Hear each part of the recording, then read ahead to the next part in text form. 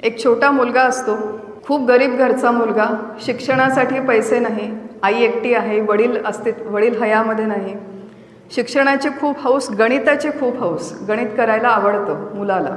शाळेमध्ये जायला पैसेच नाही, आई कुठून तरी पैसे कमावते मजुरी करून आणि एका गव्हर्नमेंट स्कूलमध्ये त्या मुलाची ॲडमिशन करून देते.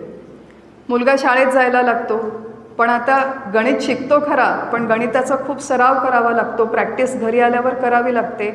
याच्याकडे पुस्तक नाही, वही नाही, पाटी नाही, करणार काय? करायची हौस तर खूप आहे गणित. फिरता फिरता एक दिवस घराच्या बाहेर संध्याकाळी त्याच्या लक्षात येतं की आपलं घर समुद्राच्या किनाऱ्यावर आहे.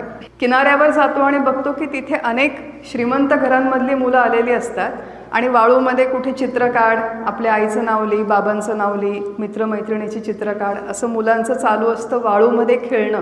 हा गरीब मुलाला तिथे गेल्यावर आयडिया सुचते की आपण इथे येऊन गणिताची प्रॅक्टिस करावी, म्हणून तो आपलं पुस्तक घेऊन जातो आणि त्या वाळूमध्ये बसून गणिताचा सराव करतो. काय म्हटलं होतं, ज्याला काहीतरी करायचं असतं तो मार्ग काढतो.